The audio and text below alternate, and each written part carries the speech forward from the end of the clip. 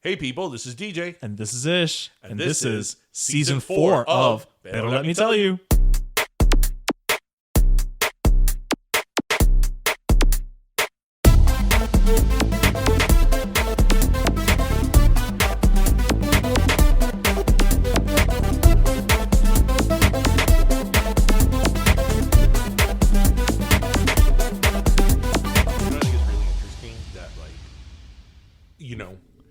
As more people get vaccinated and We all have better 5G.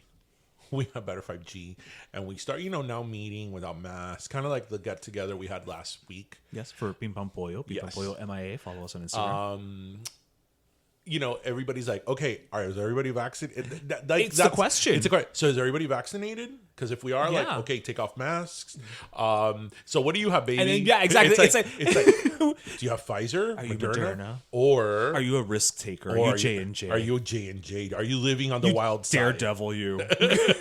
Well, with that said, welcome to episode 155. 155, everybody. Happy Friday. Happy Friday.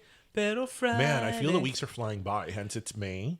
It's already May, my friend. It's almost the middle of the year. And you know what it means? Because it's May, right? It's gonna be May. But I was going more along the lines of, you and I have got a very packed month this May. We do. We have back-to-back. We have our trivia night on May 19th at Beat Culture, our second one. So come out and join us. And then this day after, May 20th. It's our debut. We got our debut pop-up at Union Beer Store with Pim Pam Pollo and our chicken wings. Is everybody following Pim Pam Pollo MIA? I think they are. I like to think our listeners... If you haven't, follow us so you could be part of our latest venture. Yep. We're going into the chicken wing business, people. We know how it happened. We know how it happened. But yeah, it's exactly. Who would have told us, 3 years ago, yeah, when we started the podcast that, this would happen. This would be our next venue. But it's funny. I actually bring it up not only to promote it, but because I literally wanted you, because this is a very quintessential only in Miami story, to tell the tale of when you went to go buy the chicken wings. Because the other day we had some people over. We made our wings, so again like another taste test round or what have you. Oh, you my experience at the store. At the store, yes, at the grocery depot wholesale place. So because that's a very quintessential Miami story. So, well, before we go into that, what Ish and I were talking about before is that now, like when you get together. Yeah, when we had people over, we had people over last week at my place, and it was probably like 8 or 9 of us, and it was like that awkward moment that everybody walked in with a mask. It's like, okay, is everybody vaccinated? Okay, masks off. Yeah, it really was. It was like, and are you okay if I take it off? And whatever. It was very very respectful. I wonder if like somebody would have been like, no, I'm not vaccinated. I'll be like, damn it. Now I have to cook chicken wings with a mask on. And you have to sit in the corner. Yes. So done. So anyway, my coincidental Miami story. So I in 155 episodes, I've made it very clear that I love these Miami-isms. Yes, I really do. And I got a little frustrated at this one simply because of logistics. True, right. We needed the chicken by a certain time. Right. There was a finite time. There was a finite date that we needed the chicken by. But even then, like I find hindsight. I find the beauty in just the Miami Hialeah way. It's just. I've been working in Hialeah for 10, 11 years, being a boy from Kendall, and I'm still learning. You're still learning, yes. So, now that we're venturing in this chicken business, we can access like a wholesale where restaurateurs. Ooh. Is that the right word? Sure. Actually go and shop. And if you think BJ's is in bulk, I mean, this is like crazy because it's like where restaurants shop, right? So if you think your 2-pound bag of cheese from BJ's is a lot, imagine a 50-pound bag of cheese or a block of cheese. Right. A block of cheese the size of like, I don't know, Fiat. Like, it's like they sell that at this place. So Ish and I went a couple of weeks ago for the first time. We signed up, and Started all pricing that. things out. And obviously, one of the things we went to go look at were the actual chicken wings because, kind of the main ingredient, right? Yeah. Because again, we need to know a price range in terms of what we're working with. Yeah. Right. So, and there they have a very comparable price when you buy chicken wing in bulk. Again, this is where restaurants go and buy whatever it is they need. So the day that we went, there were no chicken wings. But it was a Saturday. Was it like 2 It was o'clock? a Saturday, and I was like, okay, right. Okay. So be it. So then I go like a week and a half later. Now, thankfully, this place is in Medley, which is by my office. It's like 10 minutes if there's traffic. Not even. But it's by my office. But I went on a Saturday, right? Because I was like, okay, let's start. No. You went on a Friday. I went on a Friday. You went on a Friday. I went on a Friday. No, I went on a Thursday. Yes. Okay. Got it. I went on a Thursday. Okay. Got it. And because I went you were at the office. I went to the office, and I'm like, perfect. I'll go after I'll leave the office early, and I'll go there, and I'll be home by 5. Great. So when I get there, this is the second time I go, there was no chicken wings. Right. So I'm like, okay, this is the second time I come, and there's no chicken wings. But again, it's like 4 o'clock in the afternoon. There's every other part of the chicken, but there's no chicken wings. Right? They even had gizzards. But they did not have the damn chicken wings. So we're not being pan gizzard. So I'm like, okay, it's time I ask. Right. Because I don't believe in coincidence, right? True. So I go and I ask a guy that worked there. I go, hey, this is my second time here. There's no chicken wings. He's like, oh, the chicken wings come on Friday. I'm like, perfect. It's Thursday. Right? Tomorrow. So Friday comes along. And I even thought about this. I go, okay, let me not go because this place opens at like at 8 in the morning. I'm like, let me not go at... Actually, no, they open at like 6 They open at like 5 in the morning. Like, okay. I'm like, let me not go first thing in the morning because because he even told me the truck comes on Friday. Right. I'm like, if I get there too early, maybe the truck is not there. Or it's not unloaded. Right. But if I go too late, maybe they're out. They're out and people already bought the chicken wings. Sports Grill went and bought every chicken wing. It's a Friday, so they're getting ready for the weekend. Right. So I'm like, okay, let me go midday. So I went like at 11:30. Okay. Right? Reasonable. So I go there, no chicken wings. I'm like, okay. There's no chicken wings. This is the third time I go. I've noticed the pattern here. So I go and I ask a guy that works there, one of us, un cubano. And I'm like, sí, señor, ¿dónde están las alitas de pollo? Que es la tercera vez que vengo y no hay alita de pollo. No hay alita de pollo. I'm like, yes, I know. No hay alita de pollo. That. Yes. Pero usted sabe cuándo vienen. No, yo no sé cuándo se viene. I'm like, okay, let's move on to the next person. Here I am playing my whimsical, set theme music in my mind. I'm like, okay, let me go on to the next person. Sí, señor, que esta es la tercera vez que yo vengo aquí y no hay alita de pollo. Sí, porque no han venido las alitas de pollo. Sí, pero me dijeron que vienen los viernes. Bueno, están supuestos de venir los viernes, pero viene cuando viene. And I'm like, so there's a truck roaming the countryside somewhere. Right, because the guy even told me they come on Fridays and Sundays. Right. He gave you 2 days. And the second guy was like, oh, sí, bueno, so viene cuando el camión venga. And I'm like, well, yes, of course. Pero no estaban supuestos de venir hoy. Bueno, pero eso es cuando el camionero llega aquí. And I'm like, oh, wow. So then I find the guy that I spoke to the day before. Okay. The same guy. And I'm like, sí, because usted me dijo ayer, you told me yesterday que las alitas de pollo venían hoy. Bueno, están supuestas de venir hoy. They're supposed to come today. Pero tú sabes, algunas veces los camioneros se quedan ahí por Orlando una noche y no viene hasta mañana. Y es cuando viene el camión. And I'm like, they're taking those chicken wings on a cross-country tour. And I'm like, okay. So when you say they come on Friday, they don't really have to come on Friday. And he's like, no, so viene cuando viene. And I'm like, nobody here can tell me when the damn chicken wings are going to be here. Like, nobody can tell me.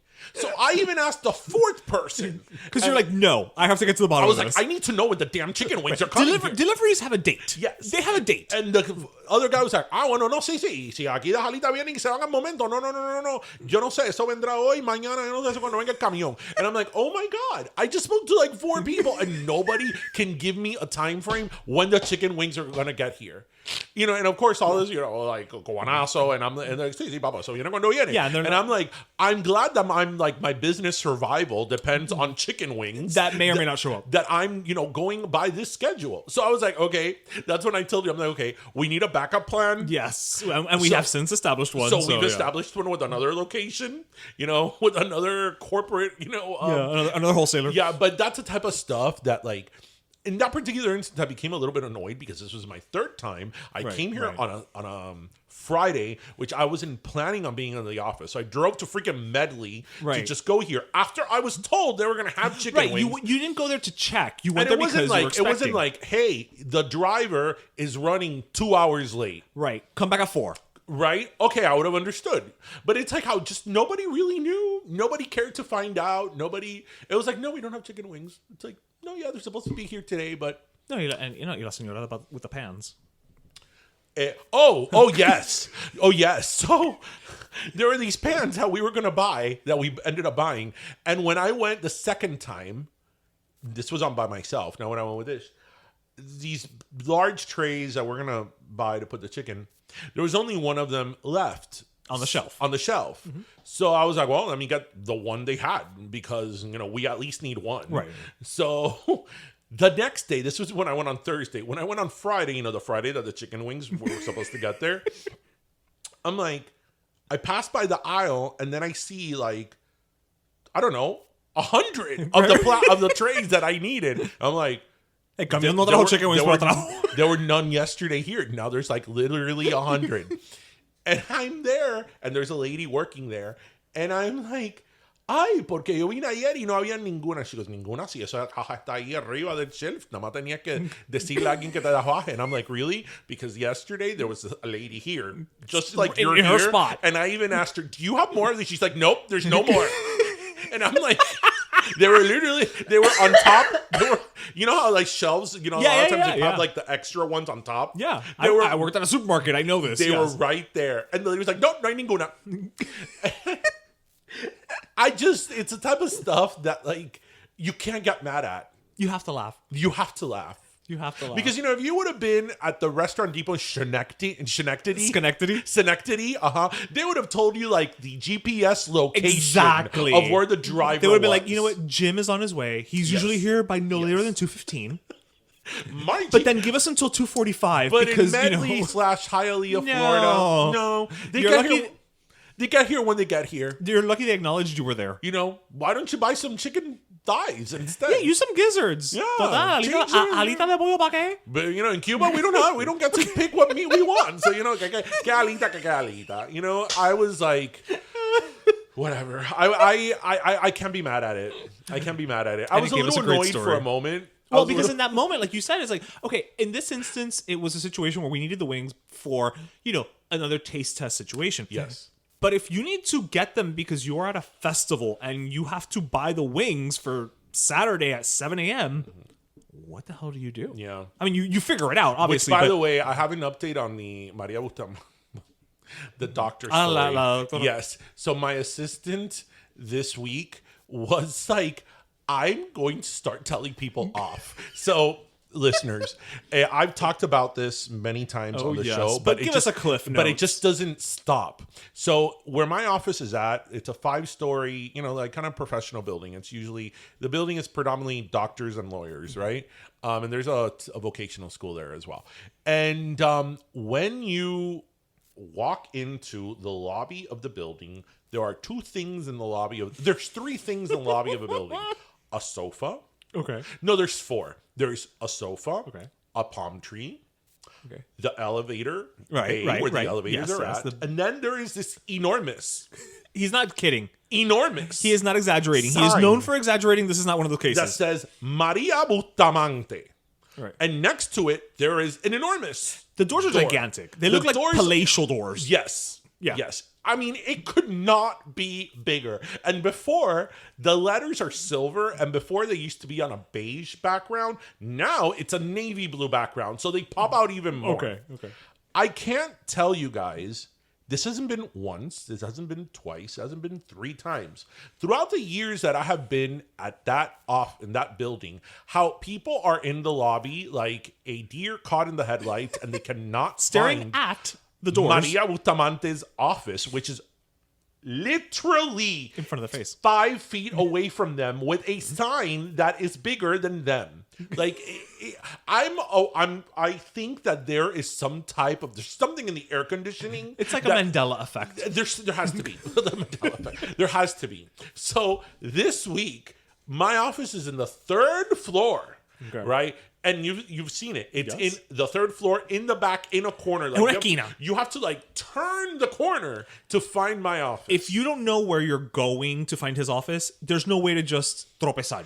And how the people end up knocking on my door. There's like, I don't know, 9 offices on the 3rd floor. That's true. And some that are much more visually obvious, with like bigger doors and like glass doors and whatever. How they end up in my office, knocking on my office when the name on the wall is not Maria Bustamante. How they end up knocking on my door looking for La Doctora Bustamante is something that I'm not kidding. Like, I want to do some type of study. I'm sure you could get funding. Some type of clinical research. I'm sure you could get funding because it has to be something. Esther's had it. She's like, anybody who comes out will be like, "Are you fucking stupid?" And knowing my assistant, she probably will do that. And in those exact words, yes. So, there's actually something I really wanted to talk about today. Briefly, little topic. This will be the learn part of the show. And how is everybody? How is everybody driving back to work? I think, it's a nice blend, right? Yeah. Some people driving to work, some people still working from home. Right, some people, it's getting to be summer, so maybe some people are taking Fridays de vez en cuando. Yeah, summer Fridays during COVID, it's... Well, you can still go to the beach. Well, that's true. Or depending where you are, the lake. So a little fun tidbit. So we all know the song Guantanamera. Yes. Do you know the origins of the song? I have no clue. So it was a poem, no? Sort of. Yes. Okay. No, but I won't after that because I have no idea. Okay. Do you know who wrote Guantanamera? I'm gonna say Jose Marti, but You are correct. Oh, yay! But it's not what you think. There's another Jose Marti. So I think this is just so awesome, so great about not only the song and Jose Marti, but just I don't know. It's just such a Cuban kind of irony in a way. So the song Guantanamera, Jose Marti didn't actually write a song called Guantanamera, like verse, chorus, bridge, right? So Jose Marti had a book of poetry called Versos Sencillos. Okay. And there was like 45, 50 poems in that book, including Los Zapaticos de Rosas. Oh, so that, okay, so that's where it comes from. And Guantanamera, I believe, Verso Sencillo, which was the name of the poetry book by Jose Marti. I can't remember if it was published right before his death or right after, but it was published like in 1890 or like 1895. Okay. Right? So not on the New York Times bestseller. No. What happened was that after that, I believe in the 20s, they took verses, they took different lines from his poems and created the song Guantanamera. So it's like an amalgam. So the song Guantanamera is like kind of mishmash. It's a mashup of his poetry from Verso Sencillo. Oh, okay. Which was his poetry book. This is the part of the story that I absolutely love. Oh, Lord. Okay, do you know where he wrote most of these poems? Where he was at when he wrote them? Like geographically? Yes. Tampa? That would be an educated guess. Ybor City. Right. No. Do I get 2 more guesses? He was at the Catskill Mountains. In the Catskills? Yes! What the hell was he doing in the Borscht Belt? Oh, wait. Was he hanging out with Baby and Johnny? That's exactly what I thought. I'm like, he was in the same place where they shot Dirty Dancing. I was like, did he take a swim in the lake that no longer exists in Dirty Dancing? I wonder if he had the time of his life. I was like, wait, stop. So then I started reading more on it. I'm like, wait a minute. You mean to tell me the most iconic Cuban poet, like the most iconic, I would Cuban dare say author. that he is the most iconic Cuban historical figure. Yeah, I would venture. Yeah. Yeah. Who wrote the most definitive Cuban song. True. Right? Okay. And Los Zapaticos de Rosa, it is the most... I mean, it's the epitome of Cuban poetry. Of Cuban poetry. So when he was talking about I Sol y Arena Fina, was he talking about the lake and Dirty Dancing? That's fucking awesome. He was in the Catskills. Like, I can't believe it. Like, that is fantastic. Here I was thinking that he was like in old Havana, right, or somewhere else in the Caribbean, or También Puerto Rico, no sé. No. To me, he was in like Havana. He was in El Morro, right? O Varadero, or and then he took a walk by a Malecón, and like he did all the stops. Yes, and this is what inspired the great works of Jose Marti. No, it was the Catskills. It was the Catskills. The Catskills. Like, I love it. Like, I was like, I can't believe this. And I started reading. And he was actually, because obviously at that time, this was in the late 1800s, travel between Cuba and the U.S. was like... yeah, very different. We're driving from Michigan to Ohio, just as people do. And it was very common for like a scholar, because he was a scholar like him, to go around. And he was actually in, I have it here. Okay, so he would travel back and forth a lot to the U.S.? Yeah, he was actually in a town called Haines Falls in the Catskill Mountains. Oh, sure. So was he? I wonder if he was in one of those resorts. I don't think those resorts existed back then, but the 1800s equivalent of that. No, they had resorts in the late 1800s. Yeah, that's true. Yeah, that tells them a lot. Yeah. I mean, yeah. And what led you down this rabbit hole to find that out? Because that's a great story, because I had never really stopped to think about I was actually doing something of Celia Cruz for another side project on something else that I'm working on. Okay. And that's the rabbit hole for sure. Right. Yeah. Which that led me obviously to some video of her singing Guantanamera. And then I'm like, I don't know anything about like the history of the song. Right. And then I fell down that rabbit hole. Catskill Mountains. Dirty Dancing and Jose Marti. So Jose was, summering at the Catskills. He was having the time of his life. And you know what? He probably also did not put baby in a corner. But no. I wonder if he had a watermelon. When I think of, Los Zapaticos de Rosa. I do not think of the Catskills. She was at the beach. I'm like, oh my God, I was thinking of the Caribbean. She was in like a lake. So he was probably there and he saw some little girl, which inspired him, some Anglo little girl probably. That's true. And I'm here thinking like, oh, it's a Cuban little girl. It was probably some girl named Guinevere or something. Gwendolyn. So yeah, Catskill Mountains, Jose Marti, Zapatico de Rosa, Guantanamera. Who knew? Mira vaya. It's like the Cuban sandwich. It's Cuban American. That's true. You know what? You could make the claim. So Guantanamera was created in the U.S. You could make the claim that Guantanamera is Cuban American. Not in Ybor City. No, in the Catskills. In the Catskills, as one does. So, ladies and gentlemen, audience, this is the Learn section. That would be like if right now I learned that Margaret Mitchell wrote Gone with the Wind in Lima, Peru. Oh my God. Like...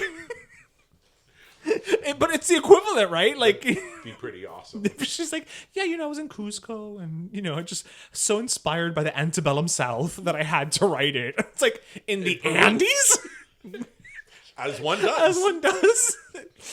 Oh Lord! Well, before we get to our interview, we have. I know we say this every week that we have a guest, but we have a really great one this week. I wanted to just bring something up really quick to you, and I always say really quick, and it never winds up that way, right, listeners? So, did you hear about the little mini pseudo kerfuffle in Disneyland this week over a ride renovation? No. All right. So it was Mr. Toad's Wild Ride. It was well, Mr. Toad. Is he a toad? Is he a frog? We don't know. It's one for the ages, really. But no. So Disneyland. A couple years back, they redid Fantasyland here in Disney World in Magic Kingdom. And, Snow White became... I have yet to eat in the damn Be Our Guest restaurant. I am not bitter. Or my personal favorite, and you're talking to somebody, I go to Disney World a lot. It's not like I go to Disney World, once every 10 years. I go to Disney World a lot, and for a while there, I feel that we went to Disney World like every weekend, every other weekend, at least once a month. I have been going to Disney World since I was a year old, and I have never eaten in the damn Crystal Palace. And I know what you guys are thinking. The Crystal Palace sucks. It's not the point. It's the point of being able to do it. It's the point that I need to eat at the damn Crystal Palace. Who do they think they are? Like the Ritz? Like... Or no, Rayo's in New York City. That Rayo's, right? That it's impossible to get a table there. You know that I got a little like stupid about it? I'm like, no, fuck you. It's I like, don't I want to eat there. It's like, I'll go eat somewhere else. There's a million good Italian places in New York seriously. City. We're talking New York. We're not talking, to it's like whatever, Rayo's. I'll go buy your stupid thing in Publix that they sell their sauce. Yeah. And you know what? That shows how exclusive you are. So let's open up a GoFundMe to get you to get me into the Crystal Palace. You know what? We'll touch base with that, but that's not where I was going with this. So they redid the Snow White ride also in Disneyland. Okay. And there's a bit of a kerfuffle now because, as we all know, the ending of Snow White is that she has taken the apple. Mm-hmm. She is laying in a coma, and the prince comes and true love's kiss. He kisses her, and she wakes up. Mm-hmm. Well, some people are upset because they're including him kissing her without consent. All right. Well, they don't have to ride the ride. I read a parody site where they were just like, Disney decides to end the Snow White ride with her in the with her in the coffin, decides she dies at the end. Like, this is why we can't have nice things. This is why we can't have nice things. This, I mean, yeah, don't go on the ride. And that's one of those things where, like, if you, again, it's about context, right? Where like you throughout the entirety of the Disney version of the story, at the very least, they are together. They are in the implication is that they are in love, that they are true love. And so that ultimately is the goal of the story. Not the goal, but the end thing of the story is. Did they have a similar problem with Sleeping Beauty? Probably, but Sleeping Beauty doesn't have a ride. That's true. If she had a ride, we'd be having issues. Yeah. Do they have a similar ride with Beauty and the Beast, because he holds her prisoner? Well, Stockholm Syndrome is a real thing, and I think they've resolved that by just Patty Hearst. I was going to say they've just switched out Belle for Patty Hearst, and they're fine. Look, I think it's one of those things. I mean, we talked about it here, and I always measure these type of comments to me in the sense that I'm pretty liberal. I'm as liberal as you're liberal, but you're not going mad though. And this is the type of thing that then people will use against liberals. Like, oh, you look how ridiculous. Look how ridiculous. This is one of these things that's ridiculous, and it takes away validity of real lack issues of consent having to do with lack of consent and rape, and whatever form it may be, whether it's being molested or again, real world issues. It takes away from it, because I think that not only is this a cartoon, the whole scene of where he kisses her, without consent, that is not a major. The fact that the issue of consent, the issue of consent is not what is at issue there. It's not like he forcefully did that. Right. It's not like he was going through the forest and he's like, hey, there's a sleeping chick. Let me just kiss her. Because, for example... And if I remember correctly, don't the dwarves tell him about it and to do it and to try it? So, it's just... I mean, I'm not surprised. Mm-hmm. But I'm not surprised, but, it still surprises me that some people make things about that. And again, this is...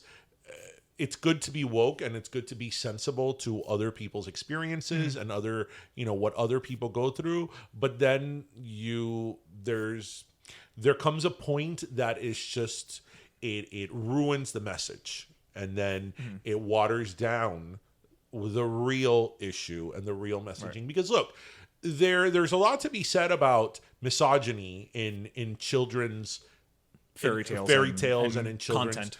Books and things like that. There certainly is, without a doubt. From the fact that female characters are always like the princess, and they always Damsel in distress, yeah. Damsel in distress, and they have to be, saved by the man. Yeah, it's always about being rescued. Or, in the case of Disney, the fact that it took Disney 100 years to have a black princess, and then only to turn her into a frog. So in 75% of the movie, she's a frog. So I mean, those are real valid points, right?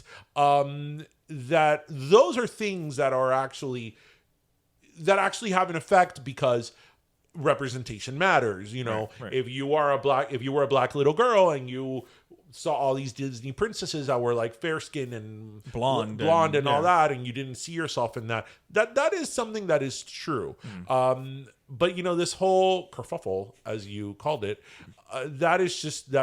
that's a waste of time, and that's one of those issues that there's a very small percentage, I imagine, of people. It's that vocal minority. Yeah, the vocal minority. Just like there's we always talk about the I don't know how much of a minority they are, but the extreme people on the right, there are the extreme people on the left. Yeah.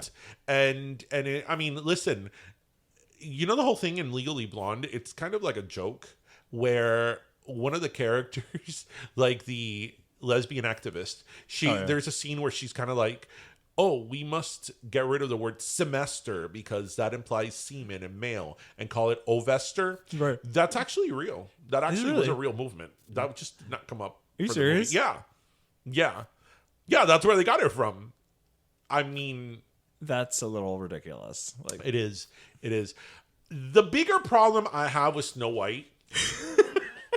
Let's talk about this. Does she have a restaurant too that you haven't gotten into? Let's talk about this, people. I actually have a really big problem with Snow White. And it's not that. I think the witch, the queen in Snow White is the stupidest queen and stupidest villain that has ever existed. And I'll tell you guys, I'll tell everybody why. Visually, I think she's stunning. She's gorgeous. Yeah. I think she's stunning. She's a drag queen's dream. She has all this power. She has a freaking mirror that talks to her people. And lies to her. She can do whatever she wants. Yeah, she's a sorceress of sorts. She has all this power, right? All this witchcraft. But her solution goes, she wants to be the fairest of them all and be prettier than Snow White. So she sends the guy to kill Snow White in the middle of the and bring her heart and blah, blah, blah, blah, blah. All this trouble. Okay. She goes to all this trouble to make a spell for her to become an ugly witch. Right. So then Snow White... So she can take an apple that has another spell. An apple that has another spell into the forest and find Snow White and convince her to eat the damn apple, right? And die. Right. So she could be the fairest of them all. Okay, Queenie, why don't you just make a spell to make Snow White ugly? Or... Put it in a pie. Give her the pie. However you want to do it. Just to make her... No, right. Just make her ugly. Make her ugly. Make a thunderstorm, que aparte un rayo, and she becomes, ugly. Whatever way you want to do it. You are the greatest sorcerer. In that story, yeah. So it's like, I always watch, I'm like, you're so stupid. Like, you're such a stupid villain. Like, why don't you just make a spell to make Snow White ugly, and then you'll be the fairest of the land? Because really, that's what it comes down to, right? Right. She just wants to be the prettiest person, the prettiest girl in school. That's it. There's not more to it, right? No, it's that. Because I could understand if there was like a more complex, like she had to get the will, yes. Or there was something she wanted from Snow White. No. And Snow White stood in her way. Okay, kill the bitch. But no, this was just. Eso tiene resolución. Yeah, just make her the ugliest one. But you know what? That goes to prove to us what we have always known, that the greatest villain of all time in Disney is the one and only Maleficent. Because you are dealing with all the powers of hell. And that is a lot of power. All that over not being invited to a baby shower. Yes. Or a baptism, a christening. Yeah. Which as Cubans, we could relate. We got it. A ti no te invitan al bautiso de la niña. And you damn everybody to hell. Can you imagine if she hadn't gotten the arreglo?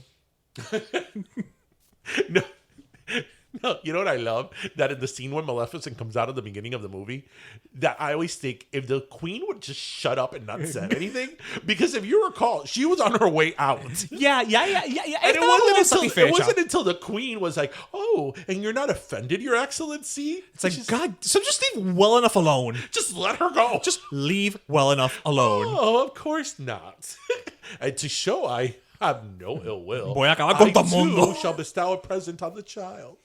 Yes, she shall grow up to be loved by all. But see, Maleficent did it the right way. Maleficent knew how to get shit done. She did it the right way. She's like, I'm not gonna sacrifice my life. No, mi cielo, no. And later in the movie, she's like, 16 years, and they've been looking for a baby. Well, that's what happens when you outsource. I have to tell you, the first time I saw Phantasmic in MGM, I was like pretty sure that was Maleficent at the end. I'm sure she works there. She's probably got a nice 401k. I was like, oh. And you notice how in Phantasmic, she was like the biggest... She's the prime villain. Yeah. Of course she is. Of course she is. Who deals with her? Come on. It's like, you know who I think is also a shitty villain? Although it's my favorite. No, although it's my favorite Disney movie, is Gaston. Yeah.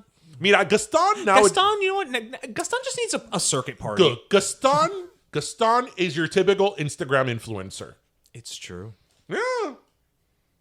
All about him, all about, what he wants, all about how just get Gaston how fake pretty he is. Get Gaston a sponsorship with one of those muscle, tea providers, an energy drink, and he's good. How about, I mean, you probably witnessed it. One of my sayings to just randomly to Tristan is, randomly, like we'll be anywhere here in the house, I'll be like, Maurice, the baguettes, hurry up. Until I remember some time ago, I had bought, I think from Winn-Dixie or Frick or whatever, these baguettes that said really big baguettes, and he was like, he was trying to read it, sound it out, yeah. and I'm like, oh, those are baguettes, and he's like, oh, is that what Maurice orders? Maurice, the baguettes, hurry up. But yeah, Maleficent, stupid witch. The fairest of them all. It's like, first of all, you need some therapy and like confidence because she's beautiful. She's gorgeous. And powerful. It's like, what more do you want? Like, you don't need a man. It's like... But she doesn't want a man. Yeah, it's not even about a man. She doesn't want a man. She is an independent woman, okay? She's like all the single ladies. Like, she is, okay? Yeah, this isn't even about a man or Betty shit. No, this is about her. Her what? insecurities over a freaking little girl, because Snow White is like, what, 13, 14? They should do Real Housewives of Disney villains. Stephanie will be all over that. Yeah, Snow White was what, like 14, 15 maybe. This was her insecurities of a freaking little girl who wasn't even that pretty, because I don't think Snow White was that cute. Pretty, and it's like, you have all this power and like you go through all this trouble to like kill her when you could just have made her ugly. Yeah, I mean, talk about taking the long road. Well, it needed to be better thought out. Just what I'm saying. It's true, but back then people didn't have long-term plans. You died at 25, or at 14 after eating, after eating an apple. Yeah. So you touched on something. You did talk about, how we need to make sure about representation. And somebody who's doing that is this week's guest. I had no idea how I was going to get back from this Disney segue to introduce our guest, but I did it. So this week we have with us the star director, writer, makeup person. I mean, she probably did it all. It's a short film that's currently streaming on HBO Max called Generation Porqué. And we have with us Jacqueline Pereda, Jackie, as we affectionately call her. And she is, to me, it's the epitome of somebody who's like, you know what, I'm going to go out, I'm going to achieve my dream. And okay, nobody's doing it for me. I'm going to do it for myself. And she didn't need a spell to do it. She didn't need a spell, damn it. She just needed, maybe she had a couple of santos. Right. No, but she Cuban had confidence, which the queen lacked. So you know what? Be like Jackie. Be like Jackie. That's the moral of the story as we take you into our interview with Jackie Pereda.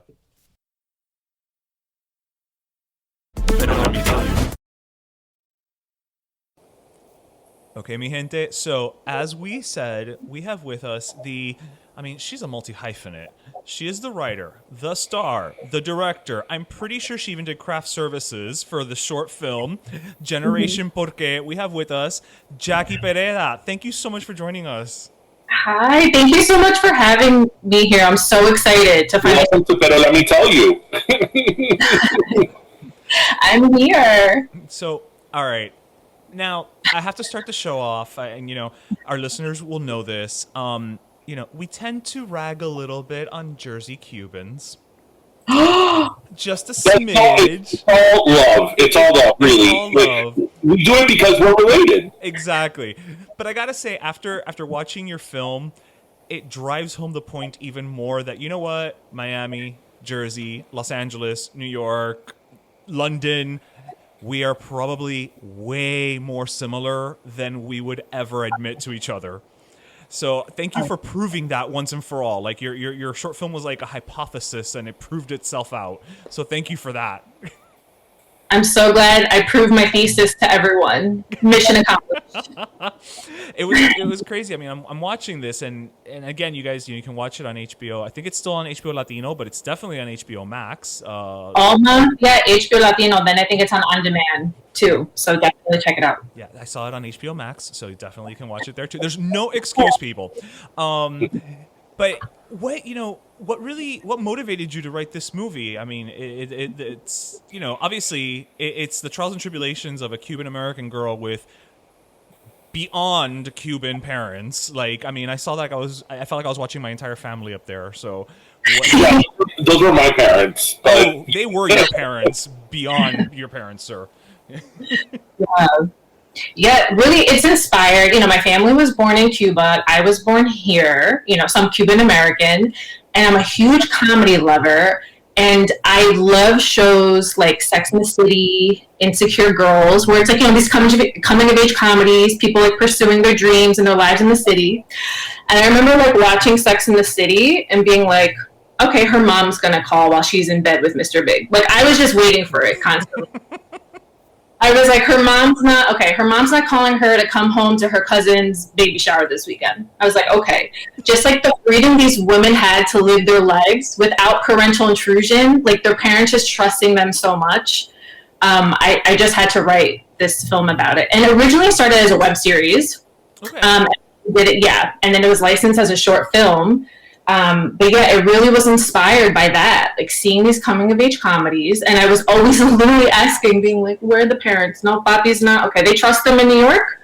Okay, so they're walking at 7 p.m. at night and no one is yelling at them that they're walking home late.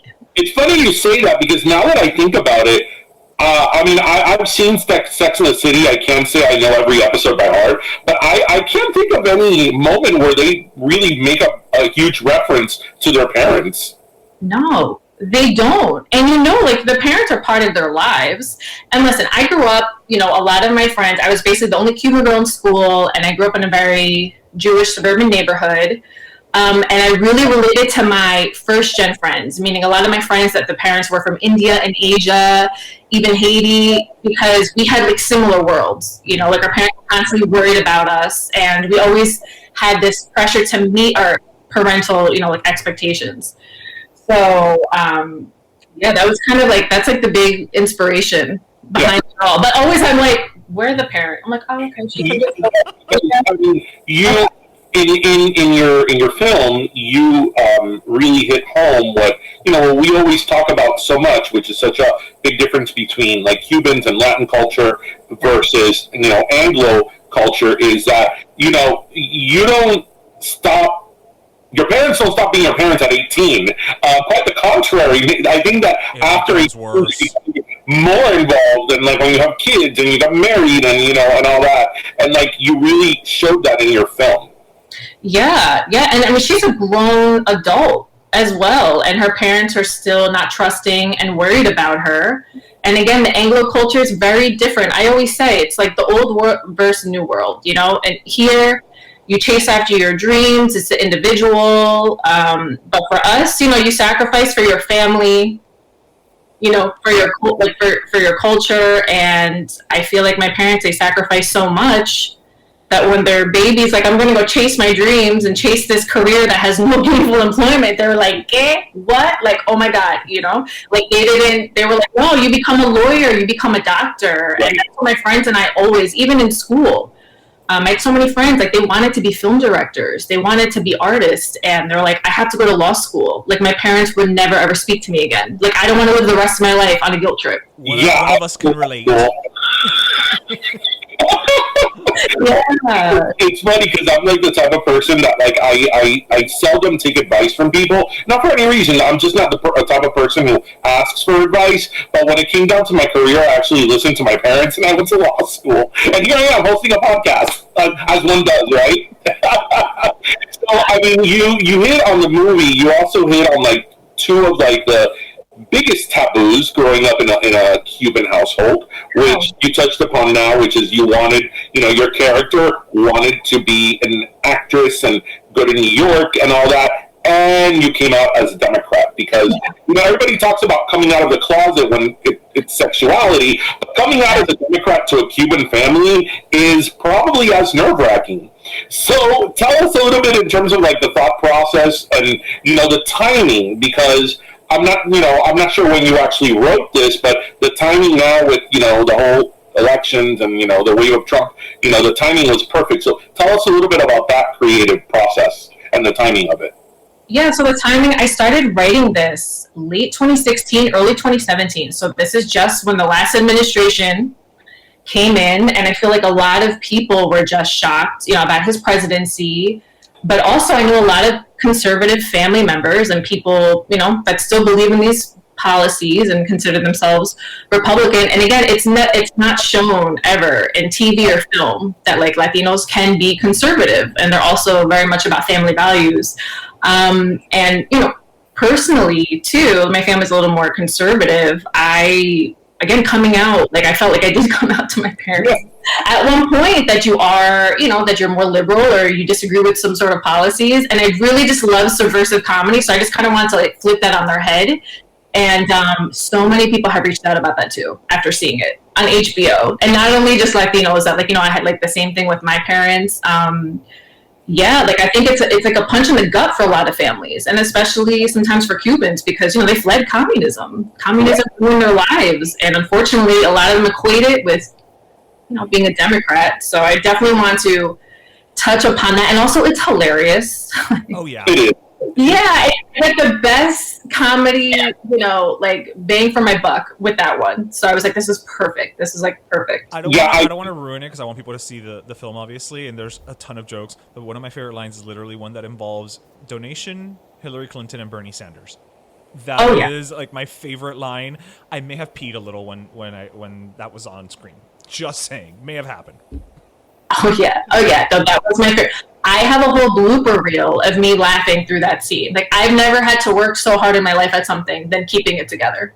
Yeah, that's why like I thought the timing of it was perfect because you started writing it 3.5, 4 years ago, but I feel that like by the time you released it, it was like the political climate had peaked. So the timing was just it was perfect. It was so great because those were the fights.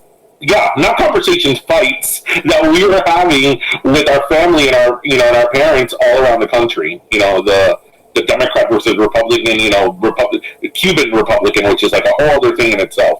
Yeah, and a lot of people just don't realize that. And like what gets covered is more like Latino Democrats, but there's a huge swath of people that are conservative, and it is an issue with families. But then you kind of move on. Then mommy's like, so what are you wearing to the Oscars? Like it doesn't rule our lives. You have like a little bout, and then you move on. Right. Yeah, that's very interesting. I mean, we see that a lot, actually. I think we had that conversation, Darian, where, you know, it's very different in Latino families. I feel like in quote-unquote, you know, familia americana, you know, they have these political arguments and then they don't talk to each other for years. And like, to your point, you know, we're going to be like, pero eres un estúpido, blah, blah, blah, blah. And then it's just like, ay, no me hiciste los frijoles. You know, like, we kind of... We have it out. We just get it out of our system in a way, and then we still embrace ourselves as family, right? It's weird, but it's a nice thing. Yes, exactly. And she doesn't, as you saw in the film, like she doesn't want to fight with her parents about it. She's just like, yeah, sure, here's my mug. I know exactly what they're trying to do. The passive aggressiveness about it. And then you're just like, you're not going into this? Nope, not stepping on this landmine. I'm just going to keep living my life. I got to get back to New York. Absolutely. And I got to say, your parents, oh my God, they were hilarious. Of course, friend of the podcast, Andrea Burns. She's been on the show, so you know we heart us some Andrea. Oh, I love her so much. Now, what I wanted to ask you is because obviously, you wrote it as well. Mm-hmm. It shows you grew up in a Cuban American household because the Spanglish was on point. It was organic. It was like listening to my parents, Darian's parent, like everybody we ever grew up with parents. Like, so kudos to that. How did you get the Spanglish so on point? Because I know it's very easy to say, well, I grew up with it, but I feel like a lot of people grew up with it and it still doesn't get captured so authentically. Yeah, I think with that, I mean, we definitely rehearsed and improv'd a lot, but just for me, that's the way the characters spoke. Like they were so clear in my head, and I just really pulled from like conversations with my family. And also I love writing dialogue. So it was a lot of fun to play around with. That's my process for writing space. It's something, you know what it is? It's something that's so like instinctual, and my gut, like they would kind of go off sometimes, or even like, no, this is too much Spanish. Like it was always that fine line between, enough English and enough Spanish, for sure, during it. There was more like a gut thing. I was like, okay, no, this is too much. And just also, I feel like sometimes too in families, one parent speaks more Spanish than the other. So that was I was very mindful of that. Like mommy speaks to her more in English, and papi always speaks in Spanish. Yep. And she usually always answers in English. Yeah, that's me. My father's more English, my mother's more Spanish. So yeah, you're absolutely right. Yeah. Well, my parents don't speak English, so it's all Spanish for me. But Spanglish, as Ish was saying, is something that is so hard to properly capture, and you really did, because we always on the podcast we make fun of the people that say Spanish, like, wow, this fiesta is so caliente, and it's like, that's not Spanish, it's Spanglish. That is. But you were obviously able to really capture that in the script, in the content, so congrats for that, because that's Spanish is so much of a part of the culture of who we are. It is. It really is. And also, I just want to kudos to the actors because they killed those lines as well. Like the pacing, and especially, Sandro's from Cuba and Andrea grew up, in Miami, and her mom's from Venezuela. So they really knew the pacing of it and like in the pitch of it. So that was also important. But yeah, the Spanglish was always really important to me. Now that I'm thinking back, it was just like very important to capture that correctly for them. Did you meet any resistance as you were developing this project? Because I mean, I know it's a lengthy process, right? You got to write it, then you got to get it financed and filmed and produced, and did you ever meet any type of pushback of like, well, there's a little too much Spanish in here, in that, from that sense? Or it's funny, not enough Spanish. They were more like, why isn't someone asked once, why isn't she an architect? Maybe she can talk about how hard it is to be an architect. I said, if I went home and told my mom and dad I was going to become an architect, I'm going to do the show. They'd be like, okay, mama, we love you. Like, call me anytime. Like they didn't understand that. They would show up to every bridge you designed and like point it out to people. Yeah. Yes, exactly. Some of the political stuff as well, but it was more like, why does she have to? There's so many stories about, people chasing their dreams in New York. And I said, yeah, but what makes us different is the parents aren't from here, and that's the riskiest decision your daughter can make. Yeah, that's the end of the world. In the world, yeah. So when the exec said that, I literally had to laugh. And then someone very well-meaning said, how about if you started off in a quinceañera? I was like, oh my God, no, we're not doing that. not in the pilot, Also, a quinces could be its entire own short film, like by itself. Oh, yeah. Oh, absolutely. But for me and again, other like first-gen people I know, it's like being home, and especially now with the quarantine, like waking up in your parents' house when you're an adult and like they haven't changed, and you kind of just revert back to who you are when you were like 15 type of thing. Like I love that like awkward comedy and like the slices of life. So it's so important for me to, you know, start it off there. Yeah, that's why it's so important. You know, we always talk about representation, but you know, one thing is for you to have a Latin actor, you know, on whatever show TV. Is that really representation? Because, you know, what are the stories that are being told? Who are telling these stories? And I think that what you said about the whole thing with being an actress, that's why you need people like yourself in the table. Because to some parents, you know, to like Anglo parents, they'll be like, oh my gosh, our little Jackie's going off to New York to be an actress and we support her and we love her. To a Cuban parent, it's the end of the world. Like, it is, you've thrown your life away. That's it. You're done. Yeah. Oh, absolutely. And then also, you know, the whole process of chasing dreams. Like if you wait tables, or, you know, my dad one day, he's like, why can't your improv shows be in Radio City? I was like, oh my God, wow. Like they don't understand. Like, why can't you just call like SNL? And why can't they cast it? Like they also understand the process where, again, Anglo, they're a little more familiar with it. Mm-hmm. You know? It's so different, but yeah, acting too. It's like the most, for me, like acting is the most controversial. That's it, right? Like the art's the most controversial career choice for sure. That'd be great. Like, hey, Lauren, hi. If you're not busy on Tuesday, I'd like to swing by and audition for SNL. You know. And they don't get it. Like inviting my parents to my shows in New York. Oh my God, improv. I mean, my dad's like, they couldn't find a bigger basement. You know, like. I couldn't find a bigger basement. That's awesome that he thought that. It's like, yeah, naturally, you're going to be playing at Radio City, like, as one does. Keep in mind, that's Hollywood. While my other friends, the parents were like, that's amazing. Like, oh my God, it's like off Broadway, or you did this. They understand what podcasts are. Like, yeah, so, but again, it lends itself to comedy. So that's the best part about it. Like, all of this is so funny. So HBO, I mean, obviously, this type of content being involved in such a iconic platform like HBO, and a platform that could reach so many people. How did you get involved with HBO? How was that process? One of the head of HBO Latino saw it through some people, and then also it went through the film festival circuit. So a lot of people saw it. And they absolutely loved it. And they were like, we want more stories from American, you know, Latinos born here to immigrant parents. And then they also loved the Spanglish part of it. But yeah, through the festival run, and the higher ups at HBO saw it, and they really, you know, it really resonated with them. And this is what they wanted on their platform.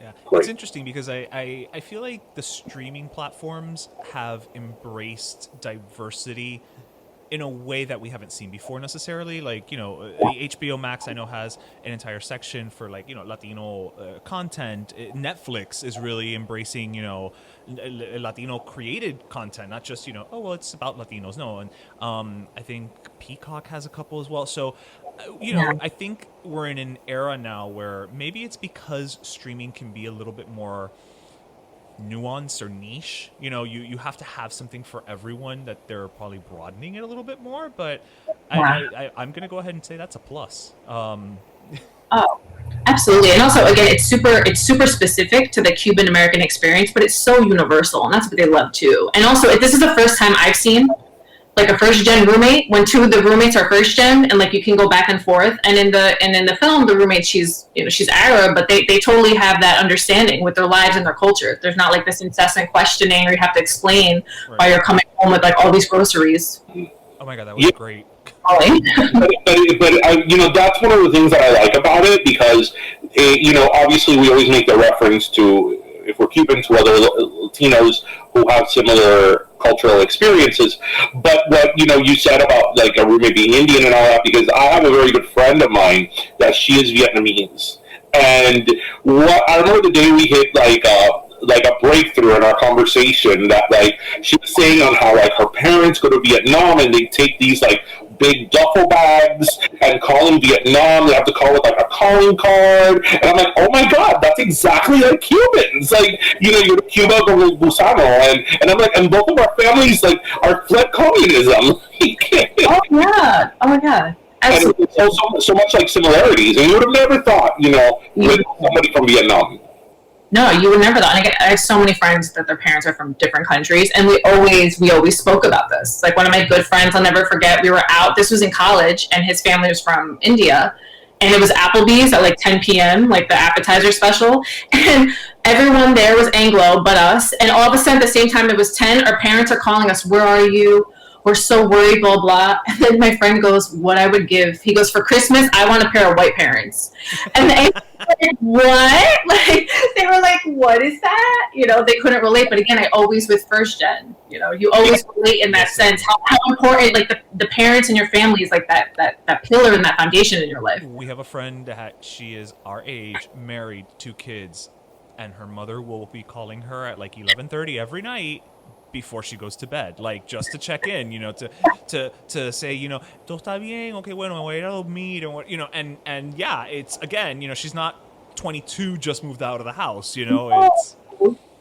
And you know what's funny? It's also really funny, which you know, we may be a year or two older than you, maybe. It's funny when, like, as your parents get older, when the you know, the roles reverse, because now I'm the one that calls my parents, and I'm like, where are you? Why aren't you home? It's 10 o'clock. Where are you? Yelling at them like children. Before this podcast started, I'm quarantining with my parents because I love pain, obviously. No, I'm kidding. You're just getting ready for your next short film. You're just mining more material, that's all. Absolutely. And we just want to make more, and hopefully it's turned into some sort of series. But literally, I'm like, Papi, I'm going on a podcast. Everyone be quiet, get off your phones, right? Like real strict orders. And my dad's like, ¿Qué es un podcast? ¿Qué es a podcast? I was like, I'm done. I was like, I don't have time to explain. I'll tell you after. Yeah. That was me telling my parents. When we started the podcast, that was me explaining to my parents what we were going to do. When we started, I still have to explain to my parents because they still don't really understand. They're like, yeah, the podcast thing and the video. And I'm like, it's not a video. No, but it's like a blog. No, it's not a blog. Like, yeah. I mean, to their credit, they're using a word like blog. But, you know, yeah.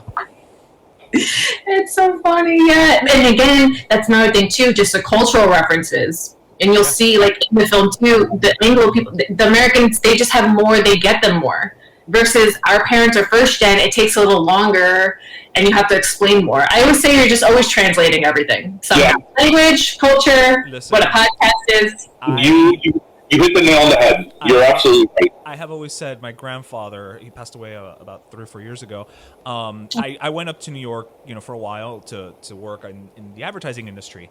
And I always say a story that, like, I know for a fact that my grandfather went to his grave still not really understanding por qué yo tuve que irme a Nueva York para trabajar cuando yo en Miami tenía el mismo trabajo en el mismo negocio. I guarantee you, he left this mortal plane not really understanding at the end of the day why I did that. He didn't question it. He didn't ask me that, but I guarantee it. I can't stop. Oh, absolutely. My dad supposed to know what working from home is. You know, like the same thing. He asked me why I don't have a calculator. I'm like, because we don't. And a stapler. I'm like, Papi, we don't. But again, he's like genuinely curious and interested. I'm like, Papi, that's not how we work now. Everything's on the computer. So it's so endearing. What did your parents do for a living? Huh? What did your parents do, like work-wise? Work-wise, so my mom, she used to work at a bank, and my dad has his own business, so it would make sense. He does the accounting and stuff. Yeah. But yeah, oh my goodness, it's just so.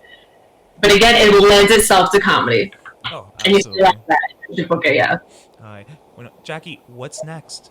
What is next? I watched your short film. Like, I mean, granted, I will watch it at least 5 more times this week. But what is next? I want more content. I need more. Yeah, I want more. Yeah. So we really want to make more and turn this into a series. And also, if you want that as well, you can tweet and do all that stuff. But yeah, just working on more episodes, and I'm also working on a Zumba rom-com. I know, it's everything you needed that you didn't know. I need a rom-com in spandex. Yeah. I mean, that's really, thank you. I didn't know I needed it, and now how did I live this long without it? Yeah, and I'm writing another sketch series called Hispandering. So it's like subverting Latino stereotype. So yeah, I'm always writing a ton of stuff, like comedic stuff. But the goal right now is to really just create more. I would love to do more episodes and turn this into something that, some sort of series. Oh my God. Well, you know what, Jackie? We cannot wait. We are going to mobilize our listeners, damn it, to get out there and watch it and spread the word. Yes. And also, I just hope it's amazing to like bring some sort of joy at this time. It's been a really rough year, and to have like this love letter to, growing up and being first gen, and to our parents. It's been really lovely. It's not easy to make people laugh, and you've done it. So that's a gift. Thank you. Thank you. Oh my goodness. Thank you, guys. Oh, thank you. And thank you for doing what you do. Yeah. And for the record, so you're in New York, right? Yes, I'm in New York. Okay, so then when this pandemic locura finishes and we go up there, we're going to have drinks, or at the very least, un cafecito or something, right? I mean, you realize. Oh, goodness. You're my friends. Y'all aren't going to be able to get rid of me now. Sorry. That's it. This is how Cuban family works. Yeah, we're primos. Exactly. Done. Exactly. It's like totally true. Like, this is like not kidding around. Like, this is how it happens. Basically, that's it. I always tell people, I'm like, once I love you, like, you kind of just can never get rid of me, and like, that's fine. Just accept it. Just accept it. It's so much easier. You're awesome. You are awesome, Jackie. And you know what? We never want to get rid of you. We hope we never get rid of you, and you're always on our screens for years to come. You're so sweet. Thank you so much. And I love what you guys do. You guys are hilarious. And also to have like the Cuban American, even though you guys are like the second best Cubans, because the Jersey ones are pretty up there. I really appreciate talking to you. Oh my God, I hit a nerve. My podcast is going to disappear. I'll be like, wait, I swear. Again, because you're family, we'll let that slide. Exactly. We'll let that slide. I love it. I can see her dad being now, pero tú dijiste que iba a estar en un podcast, pero ¿qué podcast? Apple. Yeah. He goes, in Apple. In Apple. I said, yeah, papi, in your phone. En el teléfono, papi. Con headphone. We're in here now. But I love that. What would we do without our Cuban identity, too? Of course. We're the luckiest people in the world. We have two worlds and cultures. Of course. That is true. Bueno, Jackie, thank you again and again, guys. It's on HBO Latino. It's on HBO Max. Generation Poké. I can't say enough how hilarious and fantastic and true to life it is. So please, guys, get out there and watch it. Representation matters, but we obviously want content to keep being created by awesome creators like Jackie, who really have our true, authentic voice. Oh, thank you, guys. Yes, enjoy. I hope you guys watch. And we're back. That was great. She was so awesome. She really was. And I mean, again, it's one of those things where, you and I now have been doing this for a hot minute, and we get many times people saying like, what you guys are doing is so great. It's, you decided to create this space, for Latinos, for Cubans, for Hispanics. And, that's exactly what she did. I mean, on a grander scale, but that's exactly what she did. She basically said, nobody's telling the story of this first generation Cuban American the way I know it to actually be.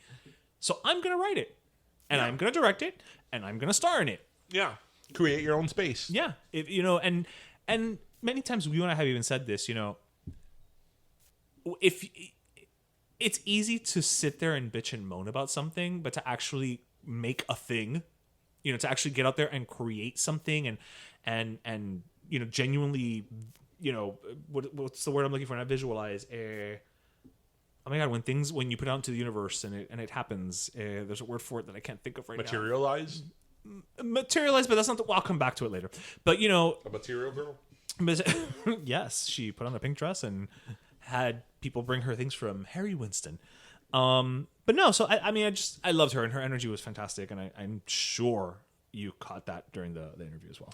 Yeah, and as I mentioned to her, we know the production of all these things takes a while. Yeah. But the whole thing with like the parents being conservative and being like, yeah, Trumpist, talk about tapping a moment. It's like the timing was just so.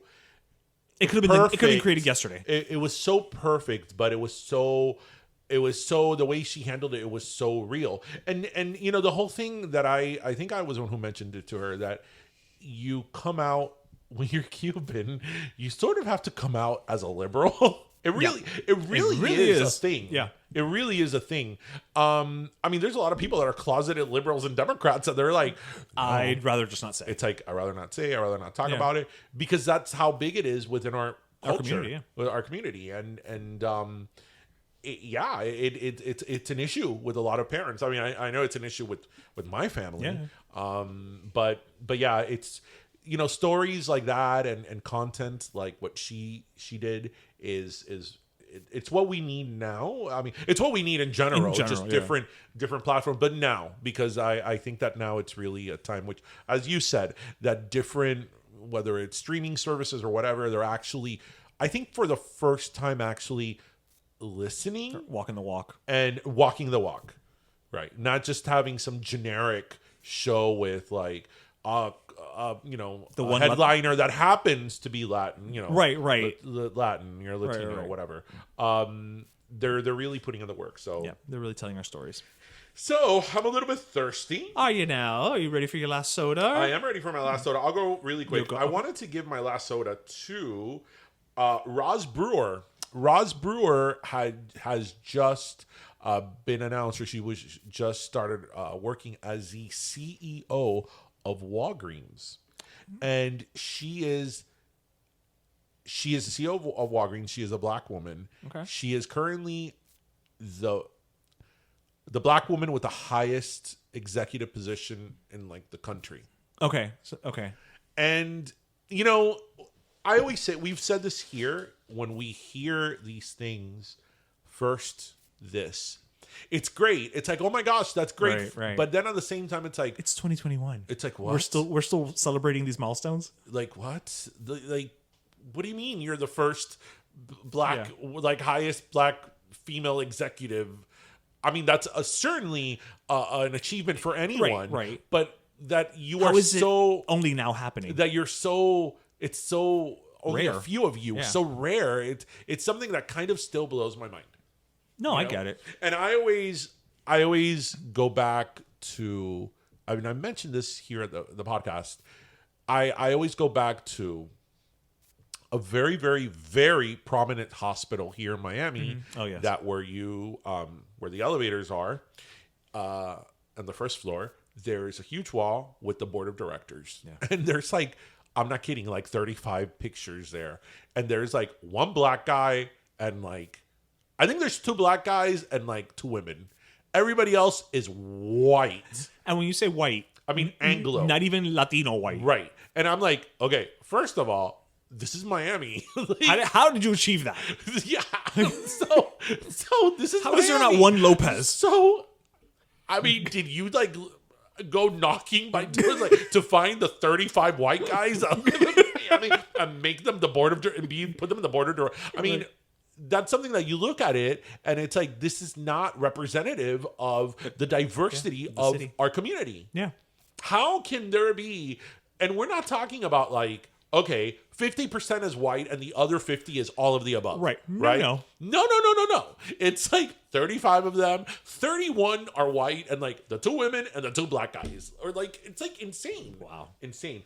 But you know, good for her. She was also the COO of Starbucks when Starbucks had that issue with the Black 2 Black men when the police were called on them because they were there for business and they weren't necessarily customers. And I think she was one of the people who spearheaded the whole issue with Starbucks that they closed for training like all the locations in the US for racial sensitivity training. So, you know, again, it's people like that you want in leadership roles because she's somebody who could bring her experience to the table. Right. And you know, just a great story. She was profiled on the Today Show this week, and just a very great all-around story that I think deserves recognition. And again, still surprising that she's We're here. first. Yeah, you know, we're still saying the first. Well, very well deserved. So I'm going to keep mine short and sweet as well. So as we know, India is having probably one of the worst just COVID situations right now. It's a new wave of COVID that is like just devastating the country. And so my last soda is actually going to go to Reliance Industries, but also Mukesh Ambani. He is India's richest man. And what he has done is he has taken his company and turned it into a producer of medical grade liquid oxygen. And since March of 2020, they have produced, supplying over 55,000 MT, I think that's metric tons, I could be wrong, of medical grade liquid oxygen, to kind of distribute throughout the country. So, again, it's just one of those situations where we're looking at somebody who, again, the richest man in India, has the means and has decided to really step up and say, okay, you know what, we need to do something. And, a lot of times it's very easy for us to look at people who are of wealth and just kind of say, oh, well, you don't care about anyone and you're, just on your ivory tower. And then many times that may be true. Yeah. But it's nice to see when people in those positions do take stock of what's going on around them and decide, okay, you know what, it's time to step up to the plate. Yeah, it is. And it's just incredible to me how even when people do that, there's always cynical people that are like, oh, they're doing it for tax, for tax write-off, or they're doing it for this. It's like, maybe they're doing it because they're a kind and compassionate human being. Call me crazy. Yeah, exactly. So that one's good. Good. We didn't really have a chance to discuss it in the show.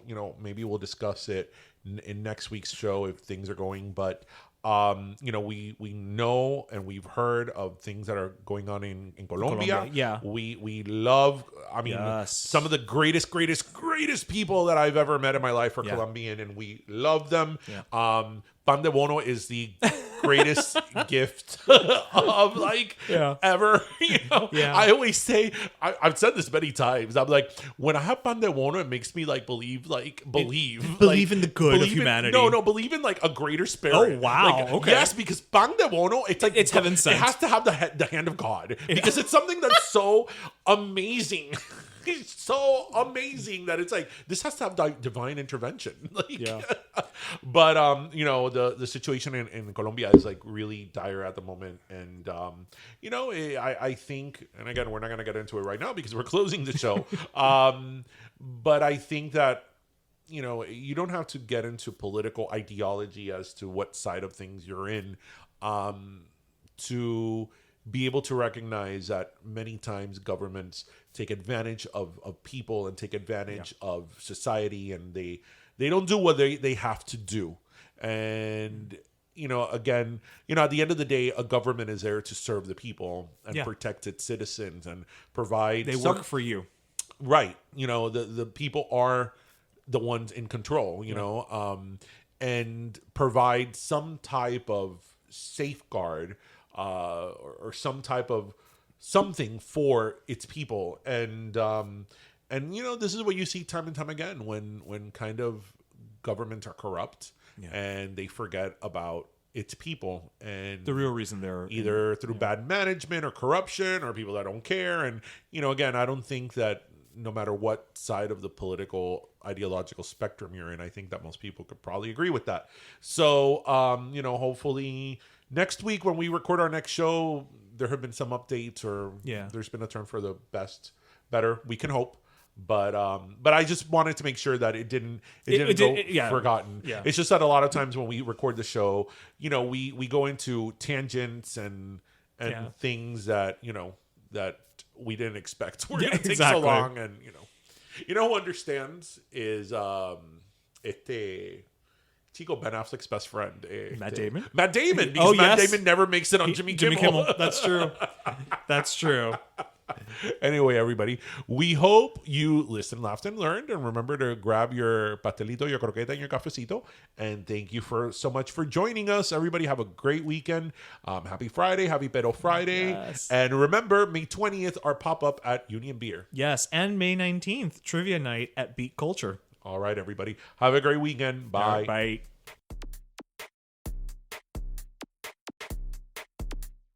Pero Let Me Tell You is co-hosted by Darian Borges and Ismaeliano, produced by Ismaeliano, and our theme, Pero Let Me Tell You Freestyle, is composed by Michael Angelo Lomlaplex, the official gay guy.